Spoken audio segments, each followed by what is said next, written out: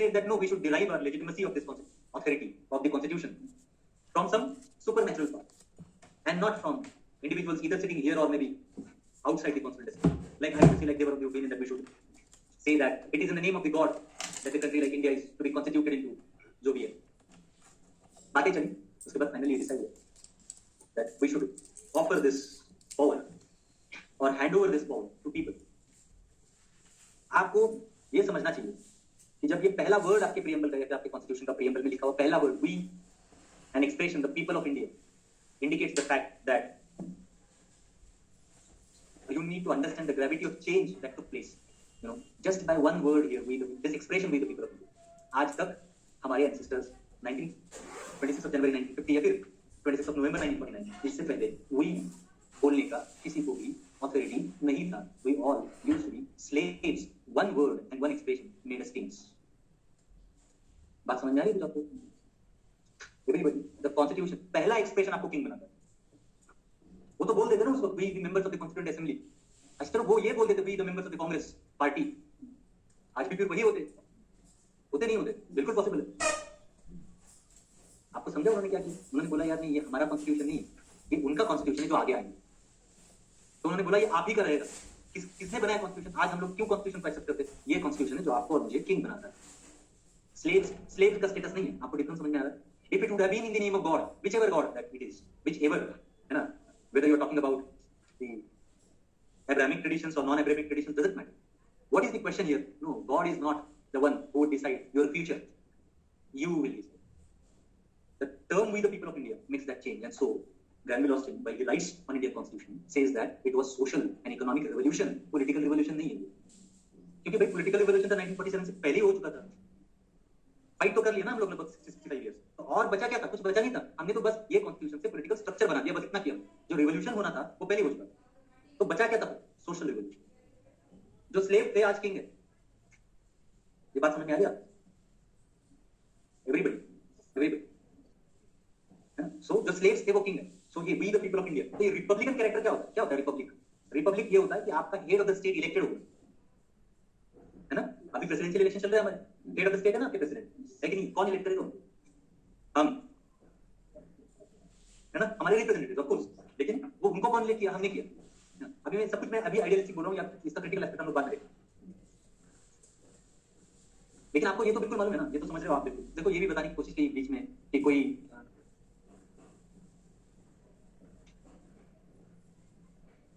Prince, किसी को Prince बोला गया. अभी ये पॉलिटिकल डिबेट जो चल रहे थे बीच, वो एक प्रिंस है. प्रिंस को क्या सत्ता मिलेगी? Rahul Gandhi. What is this discourse? Who is now sitting in the office, right? And who would sit henceforth? Or those who used to sit earlier, right? They all were our representatives.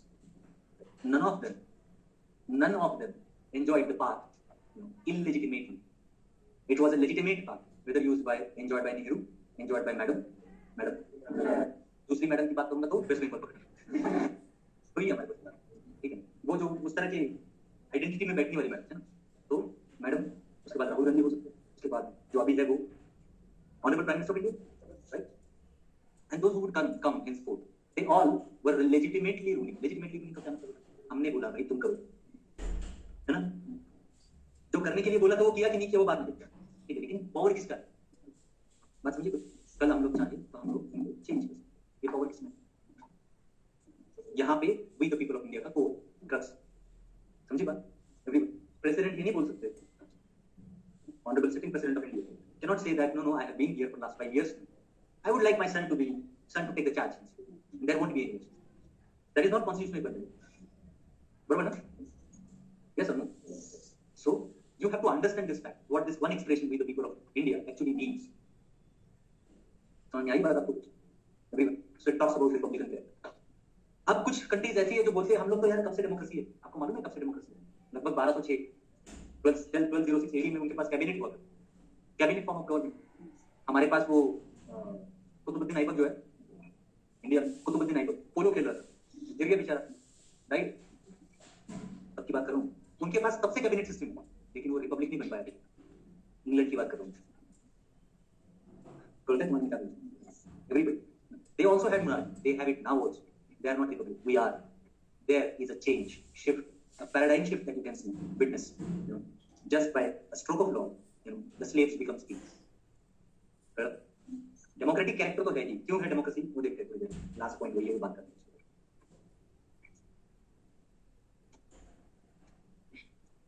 आगे चले, sovereign external and internal, ठीक है, क्या क्या word, इसका क्या मतलब है, सॉवरेन का क्या मतलब,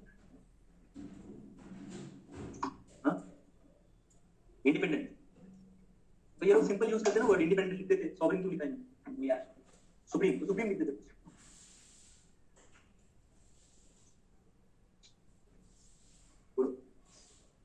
Sovereign, there are two words, two ways of looking at it. As he said, supreme. But the God Almighty is supreme, an ultimate sovereign authority, at least when it comes to culture and then religious aspects, etc. When it comes to word sovereign, and that too here in political context or in the context of politics, here we are talking about here Abul. Absolutely right. But then that is not enough. Exactly, that is not enough. The reason being, when you take your own decisions on your own, you may call yourself to be independent. However, when it comes to an entity called as nation state, चलिए आप nation state छोड़ दीजिए word, country की बात करते हैं, India country है ना, तो जब हम लोग कंट्रीज की बात करते हैं across the globe, you can see that there are so many countries, right, some of them are sovereign, some others are not, others are not, right. So sovereign countries का क्या मीनिंग होता है, sovereign countries का मतलब ये है कि वो अपने खुद के लिए, एक कंट्री अपने खुद के लिए, अपने लोगों के लिए अपना गवर्नमेंट एस्टैब्लिश कर सकती है, एक अपना रूल्स फॉलो कर सकती है, दो अपने डिसीजंस ले सकती है, तीन मतलब पॉलिसीज बनाने की और सभी चीजें, और fourth most important point is वो अपने लिए अपना इंटरनेशनल कम्युनिटी में स्टैंड खुद डिसाइड करेगी, उनके ऊपर कोई तीसरा या फिर दूसरा एंटिटी उनका स्टैंड नहीं डिसाइड करेगा। इसको इन शॉर्ट सॉवरेन बोला जाता है। इसमें हम लोग एज्यूम ही कर रहे हैं एक बात कि ऐसी कंट्री जो इस तरह की चीजें कर पाती है, उनका अपना एक लैंडमार्क रहेगा जो डिमार्केटेड है, क्लियरली मालूम है कि ये इंडिया का लैंड है ना, इनके अपने लोग रहेंगे, इनके अपने सिटीजन रहेंगे, कि मालूम है हाँ ये लोग इंडियन सिटीजन है, इसको हम लोग सॉवरेन कंट्री बोल सकते हैं। मैं यूज वर्ड कर रहा हूँ, यहाँ पे वर्ड यूज कर रहा हूँ मैं सॉवरेन, नेशन स्टेट नहीं यूज करना है। नेशन स्टेट का भी मतलब होता है, मैं आपको ये समझाऊंगा, मतलब जब हम लोग आर्टिकल 1 2 3 4 देखेंगे तब कंट्री समझने के लिए आसान है, everybody is clear with this. So sovereign का मतलब क्या होता है, देखो ध्यान करो, external and internal influence, right. Next it says that power and obligation of a sovereign to protect the rights and privileges of its citizens, है ना, rights and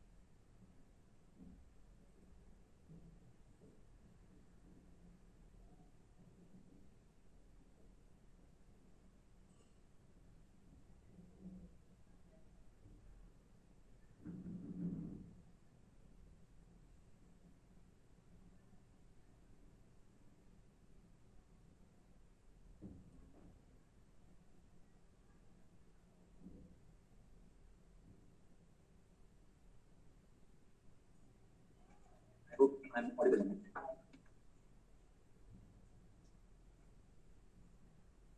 Sovereign. So power and obligation of sovereign to protect rights and privileges of its citizens. अब ये नई बात नहीं है. If you go back in history, you will find that almost every sovereign has tried to protect the rights of his other subjects, right? So here the state which we create, state का मतलब मैं बताता हूँ बात. आप ऐसे समझ लो जिसको आप गवर्नमेंट के नाम से जानते हो, वो सब कुछ है ना. तो वो जो गवर्नमेंट है उसका ये रिस्पॉन्सिबिलिटी है कि वो क्या करेगा, सिटीजन को प्रोटेक्ट करेगा, external aggression, war, internal issues, है ना. जैसे ऐसे तो नहीं होगा कि their nationals have advanced and they are killing people and state would say that okay let them kill, we have enough of population. It is states responsibility obligation अंतर है त्याच्यामध्ये काय स्टेटची स्टेट ऑब्लिगेशन कब ड्यूटी है भाई आपका आपको बिल्कुल रहना है और तो नक्सल और मैं मेरे बीच में स्टेट रहेगा स्टेट इंश्योर करेगा कि वो मुझे प्रोटेक्ट करे भले उसको डैमेज हो समझ लगा ना तुम्हाला आधीच म्हणून actually I have not been keeping well for last few days been on medication काय ॲलोपॅथी एवढी सुंदर असते ना ते करायचं ते सोडून बाकी बरंच आहे this is something that's good so solving समझ में आई बात सिंपल मैं कुछ एग्जांपल देता हूं just to tell you or maybe make you understand let's talk about socialist है ना सोशलिस्ट की बात करें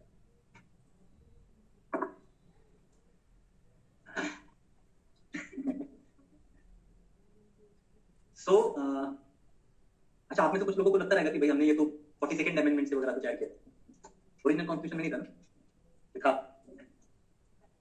कितने लोग मालूम है कि था कि नहीं था नहीं था ये बाद में ऐड किया हमने थैंक्स टू मैडम मैडम ने बरंच काय केलं जैसे आपण बघत त्यांनी चांगलं पण केलं उद्योग पण केले गडबड भी किया हुआ है सही चीजें भी की है those don't understand so word socialist it is a common perception that the term socialist was added later on by 42nd constitution in preamble and that's correct वो बिल्कुल सही however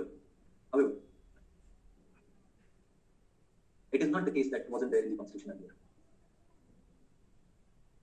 पीडीएस सिस्टम इंडिया में कब से run हुआ लगभग जब से हमने चालू किया मतलब first after first government right from the first government itself food security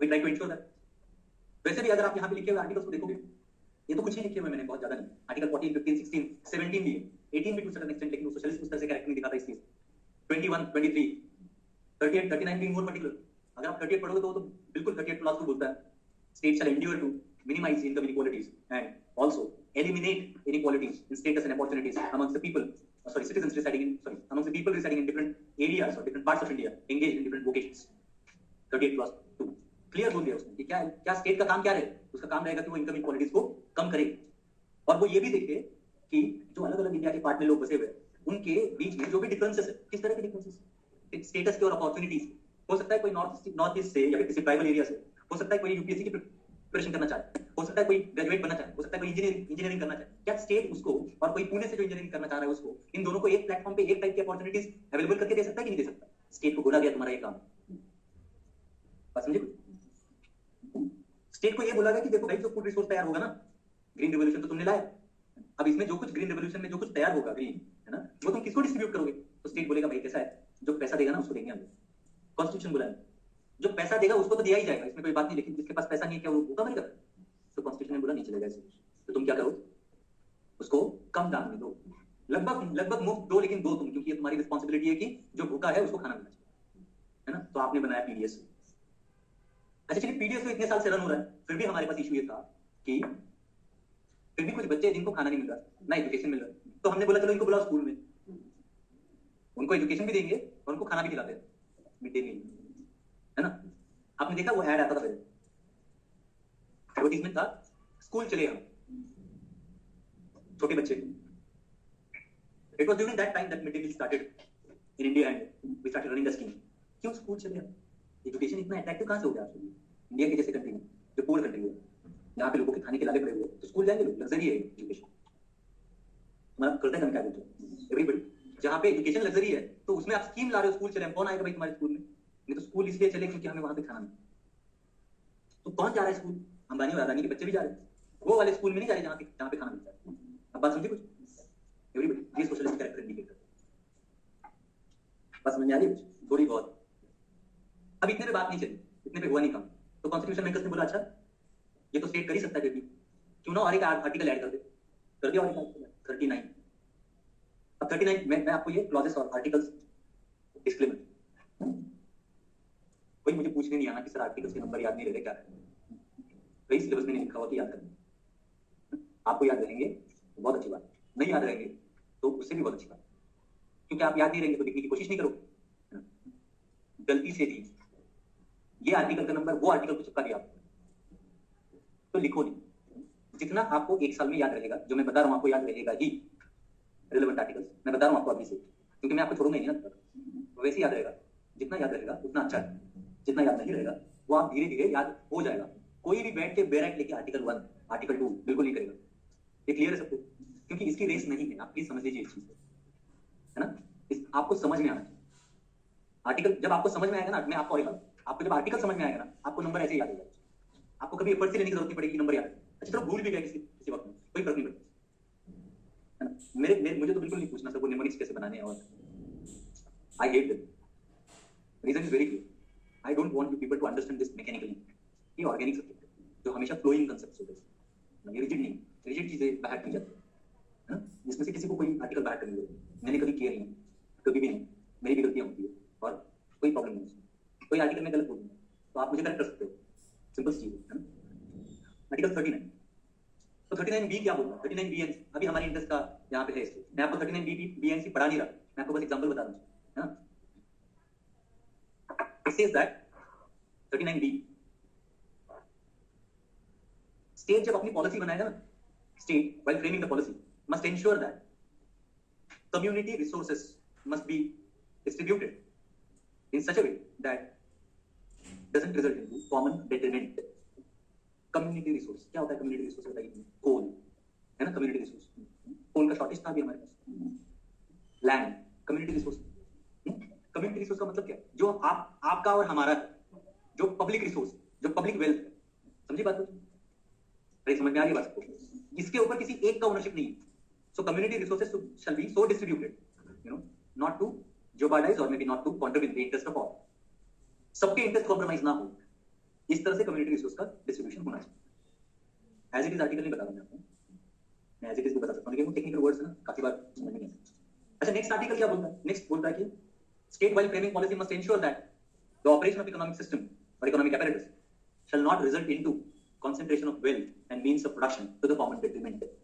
39C इसका क्या मतलब हुआ? मतलब ये हुआ स्टेट को बोला गया कि जो इकोनॉमी है आपका, वो इस तरह से उसको ऑर्गेनाइज करो, इस तरह से उसको रन करो कि जो वेल्थ है, जो रिसोर्सेस है, वो किसी कुछ लोगों के हाथ में या फिर किसी एक के हाथ में या फिर किसी कम्युनिटी के हाथ में ना रहे। उसका कंट्रोल स्टेट के पास हो और वो इस तरह से हो कि सबका भला हो। सबका मतलब नॉट टू कॉमन डेट्रीमेंट। समझ में आ रही है? ये क्या इंडिकेट करता है? ये इंडिकेट करता है कि स्टेट को बोला गया सबका ध्यान रखो, है ना? जितना एल्यूमिनियम दोगे बनाने के लिए मर्सिडीज, इंश्योर करो कि उतना ही आप पब्लिक ट्रांसपोर्ट में यूज कर रहे हो। समझी बात? समझ आ रहा है ना? तो community resource to be used for betterment of community as well, है ना? There should not be concentration of wealth and means of production to the common detriment.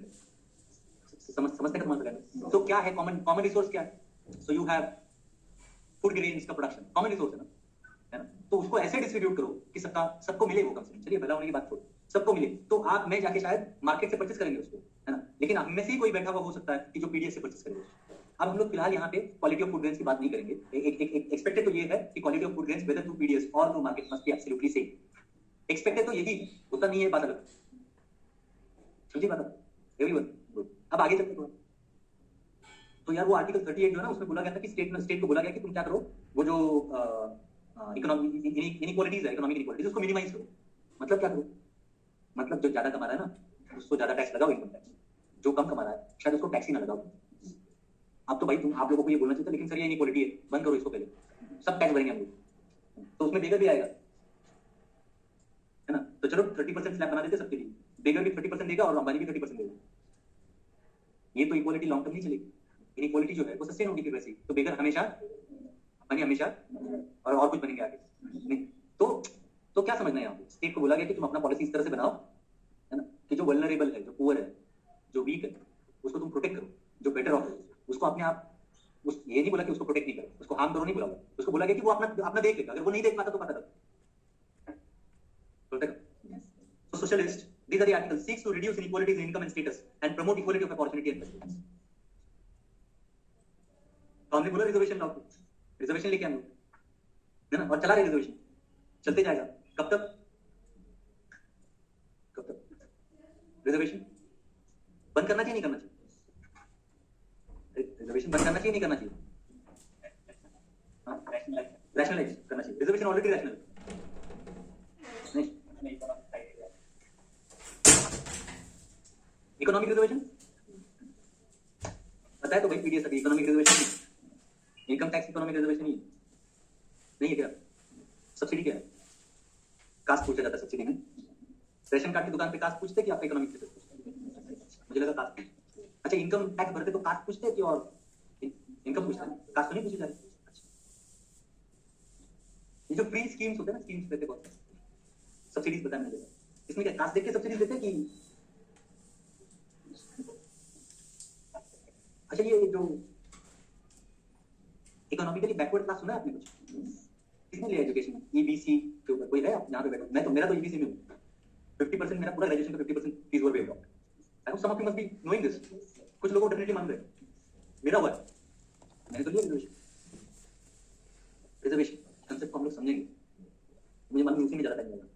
Article 15 बात करेंगे, उसके ऊपर डिटेल बात करेंगे दोनों। लेकिन reservation system is a part and parcel of socialistic attitude और एटीट्यूड और अप्रोच ऑफ स्टेट। इसको देते हैं रिजर्वेशन आज। तो आपने और आपको रिजर्वेशन सिर्फ वो दिखता है जो कास्ट बेसिस पे एजुकेशनल इंस्टीट्यूशंस में दिया है ना? है ना? आपने ये तो देखा नहीं बाद में। अगर रिजर्वेशन बंद होना है तो पीडीएस बंद कर दो, सब्सिडी बंद कर दो, और हाँ ये क्या होता है, free education to women till 12 बंद कर दो। फिर ये अपने हॉस्पिटल्स होते हैं ना, गवर्नमेंट हॉस्पिटल बंद कर देते, उसको भी कर दो, ठीक है? और ऐसी बहुत सारी चीजें जो आप देख सकते हो, ये सभी चीजें रिजर्वेशन के कंसेप्ट के अंदर आती है। बस फर्क ये है कि आप और मैं जो रिजर्वेशन को समझते हैं, रिजर्वेशन जस्ट जैसे ही रिजर्वेशन वर्ड हम लोग सुनते हैं तो हमें बस वो याद आता है, मेरिट लिस्ट। बाकी रिजर्वेशन का आपका मेरा पल्ला पड़ा ही नहीं ना, है ना? आपको वो लाइन में जाके खड़े रहकर देखना चाहिए पीडीएफ शॉप कि किसको रिजर्वेशन मिला है। बात समझ आ रही है? आपको वो लाइन में जाके देखना चाहिए, या फिर उस कॉन्टेक्स्ट में देखना चाहिए। जो बेगर होता है ना, उसके साथ बात करो, जाके पूछो भाई तुम्हारा क्या नेशनल एनुअल इनकम कितना है, ये क्या आईटीआर वगैरह फाइल करते हो नहीं करते हो? बेगर बेगर की बात करो, उनको जाके पूछो कि आपको क्या रिजर्वेशन मिलता है। तो रिजर्वेशन के कंसेप्ट को थोड़ा सा ब्रॉड करके देखना, ठीक है? अभी नहीं, कब 15 डिस्कस करते हैं। लेकिन आप ये समझो, reservation policy is one of the indicators of socialist attitude of the state. बात समझी? अब वर्ड सोशलिस्ट प्रीएम्बल में हमने लाया 40 सेकंड में। ये आर्टिकल्स हम आपके प्रीएम्बल, सॉरी आपके हमारे कॉन्स्टिट्यूशन पहले से जब ड्राफ्ट हुआ था ना तब से। तो भले एक मैं बता रहा हूँ आपको, कल को ये काम करो भाई, इसको निकाल दो, इसकी बात चली रही है वैसे भी। कुछ एंथुसियास्ट्स है, उनको इससे बहुत मतलब ये चुभ रहा है मुझे, तो उन्होंने बोला कि इसको निकालो। लगे like Supreme Court there is a petition, ये दो वर्ड्स है, ये सेक्युलर नेक्स्ट लेक्चर में सब पढ़ा मैं। निकाल दो इसको, ये पहले नहीं था। हाँ तो निकाल दो, कोई फर्क नहीं पड़ेगा उससे। It won't make any damn difference in constitution because your preamble and these terms can be used only when there is ambiguity. Only when there is ambiguity in interpretation of the provisions and words of the constitution. If the words are clear, direct, explicit, right, your preamble is not impossible. If the words are not explicit, only then preamble comes into picture. है ना? बात समझी? तो एक example देता हूँ, छोटा सा example to understand this what I say, और उसके बाद रुकेंगे आज के। तो हुआ ये कि हम सब लोग लोनावाला के दिन के लिए चल रहे, पुणे से लोनावाला, बारिश हो रही है एकदम। अलीबाग पकड़ लीजिए, लोनावाला बहुत नजदीक है, 1 घंटे में चले जाते हैं। अलीबाग में चलते हैं, अलीबाग। सो ट्रिप हमारा चालू होता है 5 बजे से। ड्राइवर बैठे, मैं आई कैन ड्राइव सेफली, बिल्कुल बैठा हूँ, सब लोग पीछे अपना गाड़ी में बैठ के आराम से। 5 बजे तो बिल्कुल सनलाइट है ही, तो रास्ता दिखने में कोई दिक्कत, कोई बिल्कुल दिक्कत।